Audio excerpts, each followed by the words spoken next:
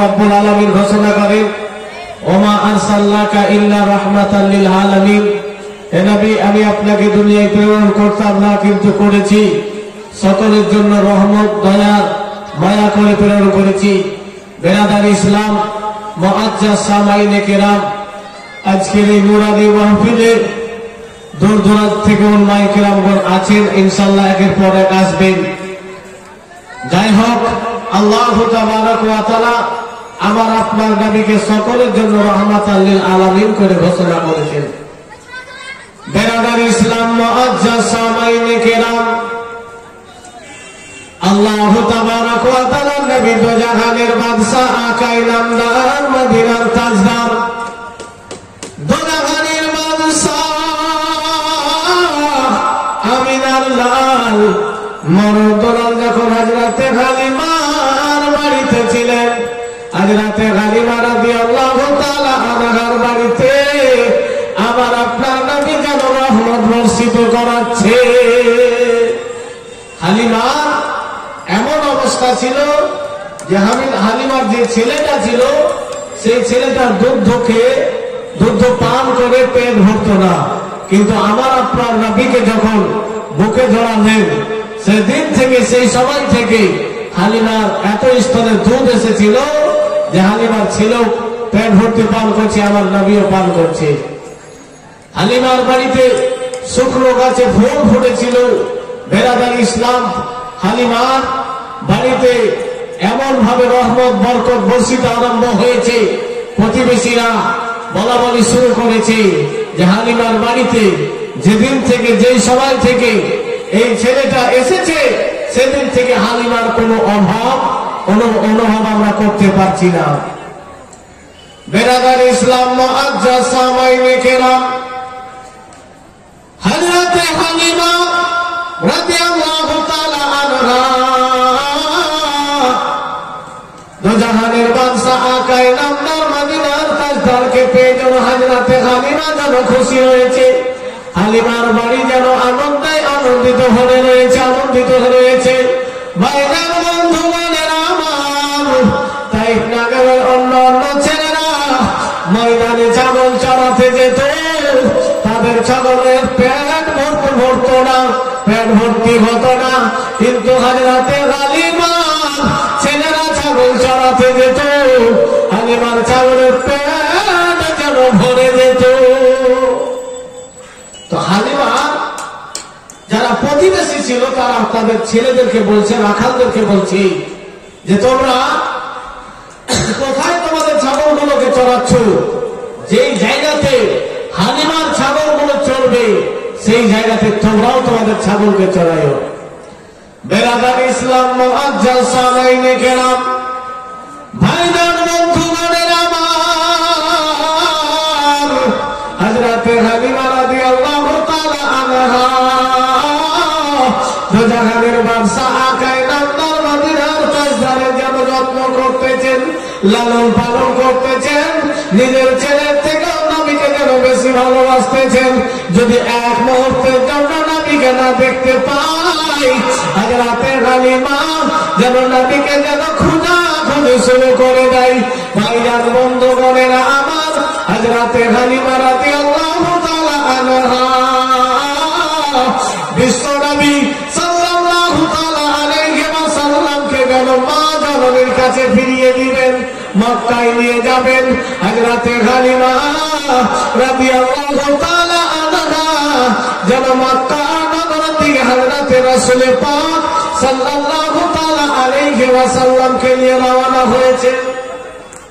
নবীকে নিজের মায়ের কাছে ফিরিয়ে দিবেন। হযরতে হালিমা যেন নিয়ে যাচ্ছেন, তো পথের মধ্যে দেখছেন যে একটা মেয়ে বসে বসে কান্না করতেছেন, অজর নয়নে কান্না করে যাচ্ছেন। হযরতে হালিমা রাদিয়াল্লাহু তাআলা আনহা সেই মেয়েটাকে জিজ্ঞাসা করছে, বোন তুমি কেন কান্না করছো? বোন, কি হয়েছে বোন তোমার? বেরাদার, হযরতে হালিমা যখন জিজ্ঞাসা করলেন, সেই মেয়েটা বলল, বোন আমার একটাই মাত্র সন্তান ছিল, পৃথিবীর বুকে আমার আর কেউ নাই, সেই সন্তানও আমার মারা গেল। বলে কেমন করে, কি হয়েছে? বেরাদার ইসলাম মুআজ্জাজ সামাইনে কেরাম, সেই মহিলাটি বলছে, বোন, আমি আমার ছেলেকে ভালোবেসে যেন কাঁধের উপরে উঠিয়ে রেখেছিলাম, ঘাড়ে রেখেছিলাম, আর রাস্তায় চলতেছিলাম, আমি যে এই জায়গায় বসে কান্না করতেছি, এখানে যে এই কুয়াটা দেখতে পাচ্ছ, ইদারাটা দেখতে পাচ্ছ, আমার ছেলে আমার কাঁধ থেকে লোভে গিয়ে ইদারার দিকে দেখতেছিল, যেমনই দেখতে গিয়েছে আমার কাঁধ থেকে নিচে ইদারায় পড়ে গিয়েছে।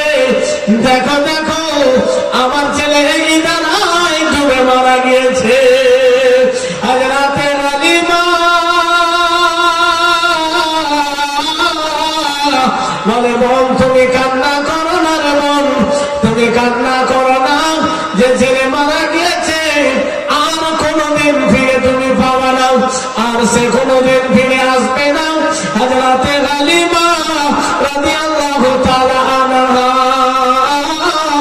সেই বোনকে সান্ত্বনা দিচ্ছেন, আর বারবার কথা উচ্চারণ করছেন, বোন কান্না করে কোনো লাভ হবে না। হযরতে হালিমা বোঝাচ্ছেন, এমনই সময় দুজাহানের বাদশাহ আম্মা জান হালিমার কথা শুনে যেন ভেসে দিলেন। হযরতে হালিমা জিজ্ঞাসা করছেন, বেটা মুহাম্মদ, তুমি কেন হাসলে বেটা? তার ছেলে তো সে আর ফিরে পাবে না, তুমি কেন হাসলে? বলে, আম্মা জান, কেন ফিরে পাবে না? ফিরে পাবে। বলে, বেটা মুহাম্মদ, সে তো মারা গেছে ইদারায় পড়ে, সে আর ফিরে আসবে না। বেরাদার ইসলাম মুআজ্জাজ সামাইনে কেরাম, হযরতে রাসূল পাক সাল্লাল্লাহু তাআলা আলাইহি ওয়াসাল্লাম বলছেন, আম্মা জান, ফিরে পাওয়া যাবে, ফিরে আসবে। মহান রব্বুল আলামিনের আদেশে যদি আমি বলি সে ছেলেকে ফিরে পাওয়া যাবে, সেই সময় সেই ছেলের মা দুজাহানের বাদশা আকাই নামদারের এই কথা শুনে বলে, বোন তোমার এটা কে হলো রে বোন? বলে, বলো। বলে, এটা হচ্ছে আমার ছেলে, আমি মক্কা নগর থেকে দুগ্ধ পান করার জন্য নিয়ে এসেছি। বলে, হালিমা কেমন কথা বলতেছে বোন, কেমন কথা বলতেছেন? সেই সময় দুজাহানের বাদশা আকাই নামদার বলছেন, আম্মা জান, আমি ছেলেকে ফিরিয়ে নিয়ে আসতে পারবো। আজ রাতে রাসূল পাক সাল্লাল্লাহু তাআলা আলাইহি ওয়াসাল্লাম ওই ইদারার কাছে গেলেন, কুয়ার কাছে গেলেন, এবং আল্লাহু তাবারাক ওয়া তাআলার আদেশে সেই ছেলেকে জীবিত হওয়ার কথা বললেন। নবী আমার যেমন ইশারা করেছেন, কুয়ার পানি যেন উপরে উঠতে শুরু করেছেন, পানি উঠতে উঠতে যেন ছেলেকে উপরে উঠিয়ে রেখে দিয়ে ফিরে গেলে। বেরাদার ইসলাম, সেই সময় দেখছেন যে সেই মেয়ের ছেলেটা জীবিত, জোরে বলেন সুবহানাল্লাহ। হযরতে হালিমা দেখো তাজ্জুব হলেন, এবং সেই মেয়েটা তার ছেলেকে বুকে জড়িয়ে ধরে এত আদর শুরু করলেন, এত চুমু খেতে লাগলেন। তো সেই সময় আমার আপনার নবী বাল্যকালে ছিলেন, শিশু অবস্থায় ছিলেন, নবীর দয়াতে, নবীর হুকুমে, আল্লাহু তাবারাক ওয়া তাআলার আদেশে আমার নবী সেই ছেলেকে জীবিত করেছিলেন। বেরাদার, হযরতে হালিমা দেখেছিলেন যে আমার ছেলে দুনিয়ার কোন সাধারণ ছেলে না, আমার ছেলে দুনিয়ার অন্য কোন মায়ের ছেলের মতো না, এই ছেলে আলাদা ছেলে। সেই ছেলে মাকে, সেই ছেলের মা খুশি হলো এবং ছেলেকে পেয়ে বুকে জড়িয়ে ধরলো, আমার আপনার নবীকে চুমো খেলেন। হালিমা, তোমার ছেলে আমার ছেলেকে ফিরিয়ে দিয়েছে। বেরাদার ইসলাম মুআজ্জাজ সামাইনে কেরাম, হযরতে হালিমা রাসূল পাক সাল্লাল্লাহু তাআলা আলাইহি ওয়াসাল্লামকে নিয়ে চলতে লাগলেন মক্কা নগরের দিকে। হযরতে হালিমা দুজাহানের বাদশাকে এক জায়গায় বসিয়ে দিয়ে বলে, বেটা মুহাম্মদ, এই জায়গাতে বসো রে বাবা, তুমি এই জায়গাতে বসো, আমি জঙ্গলের ভিতর থেকে কাজ সম্পন্ন করে আসছি বাবা, তুমি কোথাও যাবে না, আমি তোমাকে এই জায়গাতে এসে আবার খুঁজব।